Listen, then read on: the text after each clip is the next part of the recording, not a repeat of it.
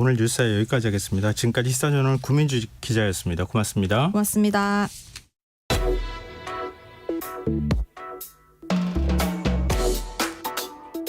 더 나은 내일을 준비하는 시간 KBS 1라디오 김성환의 시사야. 2020년 조두순 그리고 지난해 박병화 등 상습 성범죄자들이 출소할 때마다 거주지 인근 주민들을 중심으로 거센 반발이 일었죠. 그러자 법무부가 이런 일이 반복되는 걸 막기 위해 고위험 성범죄자의 거주지를 제한하는 이른바 한국형 제시카법을 추진하겠다고 밝혔습니다. 과연 이게 실효성이 있을지 이은희 변호사 연결해서 얘기 나눠보도록 하겠습니다. 변호사님 안녕하세요. 안녕하세요. 네, 법무부가 입법 예고한 한국형 제시카법 우선 어떤 법인지 설명을 좀 부탁드립니다. 우선 이 한국형 제시카법에 대해서 이해를 하려면 네. 원래 이 제시카법에 대한 좀 이해도가 필요합니다. 근데 아마 청취자분들께서도 이미 많이 들어보셨을 거예요. 왜냐하면 그 제시카법은 미국에서 시행 중인 아동 청소년 성범죄자 관련 법이지만 최근 우리나라에서 이제 뭐 조두순이라든가 박병화처럼 아동 상대로 중한 성범죄를 저질렀던 사람들 출소하면서 굉장히 시끄러웠었잖아요. 네. 그럴 때마다 계속 언급이 되어 왔었습니다. 이 미국 제시카법은요, 이 12세 미만 아동을 상대로 성범죄를 이제 저지른 범죄자에 대해서는 이 사람 초범이라고 하더라도 최소 25년의 형량을 적용하고 출소 이후에도 평생 위치 추적 장치를 채워서 감시하고 그 사람이 학교나 공원 뭐 이런 아동이 많은 곳으로부터 대략 이제 한국의 어떤 기준으로는 610m 정도 이내에는 거주하지 못하도록 하는 이제 제한을 담고 있는 법이고요. 네. 2005년에 제시카라는 이름을 가진 이제 이 9살 소녀가 강간 살해당하면서 굉장히 공분이 일었었고 네. 이 범인이 이제 아동 성폭행 전과가 있었는데 이 사람이 전과 2범이었는데 그 직전에 10년형을 선고받고도 모범수로 2년 만에 출소를 한 거예요. 네. 그러니까 사회가 난리가 났습니다. 거기도. 그래서 그 피해자의 아버지가 이제 이렇게 관리해서야 되겠냐 이제 이러면서 엄격한 관리를 요청하고 예. 이제 이거를 그 의회에서 받아들이면서 그렇게 제정된 법이었어요. 근데 우리는 이제 이 미국이랑 사회나 도시의 구조가 좀 많이 다르잖아요. 네. 그러니까 이제 이렇게 거주지 제한을 미국과 같은 기준으로 두다 보면 한마디로 이 대도시 안에서는 거주를 할 수가 없어요. 이 범죄자들이. 그러면 그게 자칫 이제 지역을 차별하는 게 된다든가 다른 여러 가지 문제를 야기할 수 있는 문제가 있다 보니까 네. 계속 이제 회자는 돼 왔지만 어떻게 적용해 볼 수 있을 것인가 같은 이제 논의가 계속 조금씩 있어 왔는데 아마 이제 이번에 법무부에서 이 부분을 좀 다르게 적용을 해가지고 이제 들고 나온 겁니다. 그러니까 지금 이런 이제 형량에 대한 이야기들을 딱히 언급하고 있지는 않았고요. 오늘 법무부가 어저께 이야기할 때는. 예. 그리고 다만 이제 한국형 제시카법에서는 이 거리 제한의 접근이라기보다는 네. 이런 사람들을 수용하겠다. 그 대상자들이 살고 있는 이제 그 지역의 지자체에 지정된 시설로 수용해서 살게 하겠다. 이제 뭐 요런 어떤 적용안을 지금 발표한 중입니다. 그러면 일반 거주지에서 살게 하지 못하게 하겠다. 그러니까 법무부가 그러니까 관리하는 시설에서 살도록 그렇죠. 하겠다. 이런 얘기예요.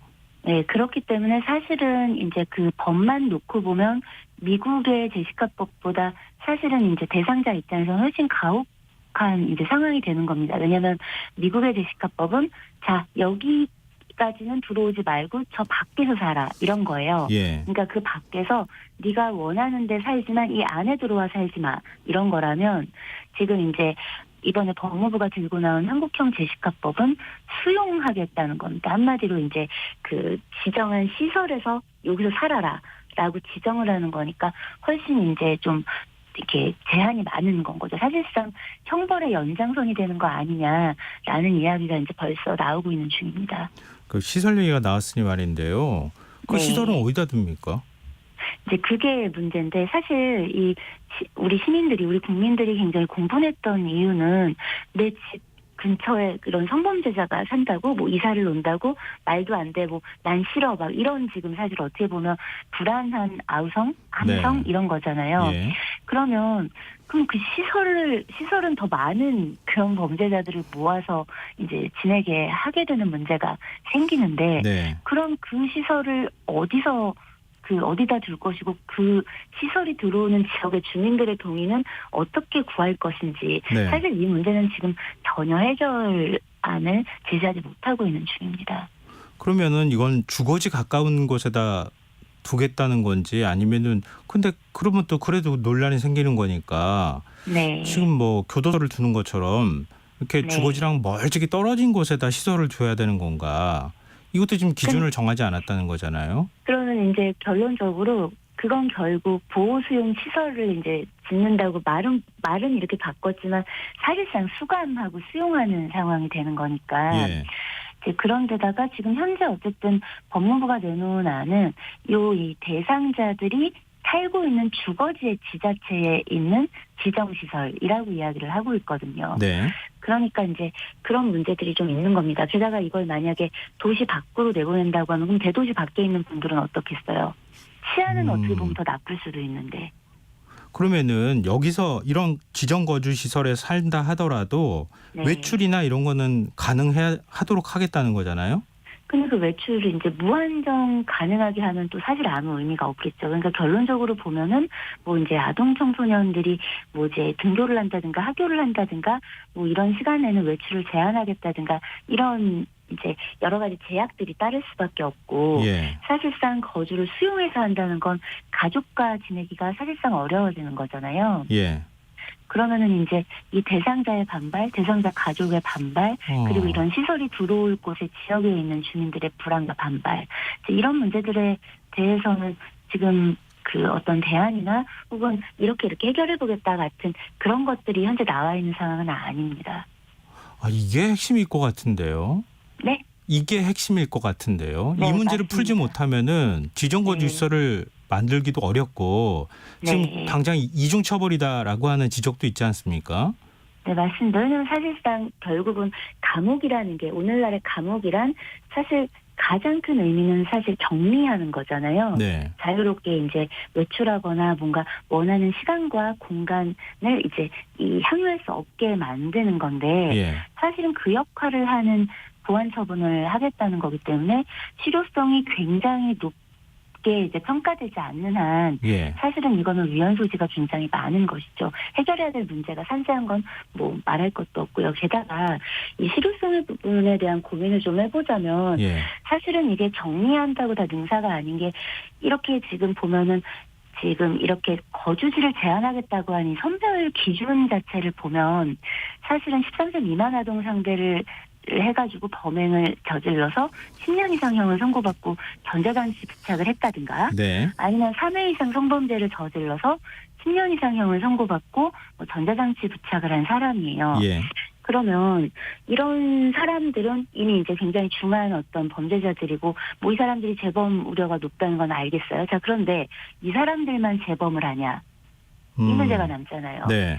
사실은 이제 그럼 나머지 그런 사람들에 대한 거는 어떻게 할 것인가. 그러니까 이거를 분류해서 보아야 될 부분도 있겠지만 사실은 전체적인 재범의 우려를 막기 위해서는 기존의 보안 처분이 어떻게 나가고 있고 어떻게 관리되고 있는데 어떤 부분이 부족해서 어떤 걸 좀 보완하면 좋겠다. 이 부분 우리가 하고 있냐. 예. 이런 것들을 좀 보아야 되거든요. 가령 예를 들어 전자발찌 같은 경우도 그 부착하기 전보다 부착 이 제도가 이제 시행되고 난 다음에 그 재범률이 그래도 떨어진 게 사실이고, 네. 그리고 전자장치를 이렇게 부착하고 나서 재범을 하는 어떤 발생률은 1.7%쯤 된다고 해요. 예. 그러면은 사실은 상당한 억제 효과는 있는 거거든요.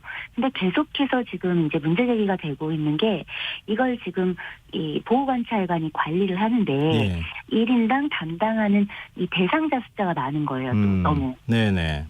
그러면 이런 부분들에 대해서 어떤 정도의 재화를 투하해가지고 사람을 어떻게 늘리고 이렇게 보호 관찰하는 사람들을 또 어떻게 관리하고 뭐 이제 경찰하고 또 공조를 어떻게 하고 뭐 이런 것들에 대한 노력이 있어야 되는데 사실 그런 부분들이 더 중요하고 이런 이제 재범 위험이 있지만 이 사람들도 결국은 영구히 사회하고 격리시켜가지고 이제 뭐 분리할 수는 없는 거지 않겠습니까? 그럼 이 사람들의 사회화 부분도 필요하단 말이에요. 그러면 이런 사람들에 대한 치료, 교육 네네. 이런 부분들이 다 함께 병행이 돼야 되는데 이런 부분들이 보면 약간 좀 밀려나가 있고 이 괴물들을 우리가 이렇게 수용하겠다 이런 법이 있으니까 우리는 안전해졌다 안전해질 것이다 이제 이렇게 이야기를 하는 건데 사실 이건 언뜻 보면 그럴 수도 있겠지만 그렇게 해서 실질적으로 사람들이 원하는 국민들이 원하는 수준의 특별 예방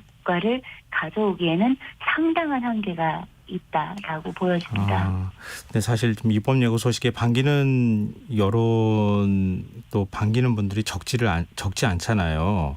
네. 근데 또 그런 이유 중에 하나가 조두순 같이 네. 이미 범죄를 저지르고 처벌받고 만기 출소한 성범죄자도 지금 거주지를 네. 제한할 수 있다는 거 아닌가요?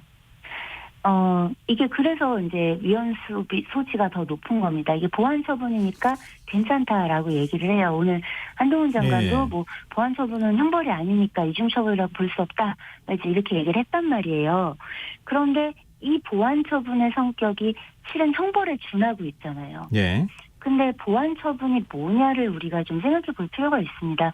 보안 처분은 범인이 다시 범행할 위험을 막기 위해서 이렇게 행해지는 개성 교육이나 보호, 그 밖의 처분 이런 걸 우리가 보안 처분이라고 해요. 예. 그러니까 이거는 너가 잘못했으니 응분의 대가를 치러라 하고 나오는 어떤 대안이 아니라 예. 이 범인이 다시 범행을 할지도 모르는 어떤 위험성 때문에 그 형벌을 보충하는 건 거예요.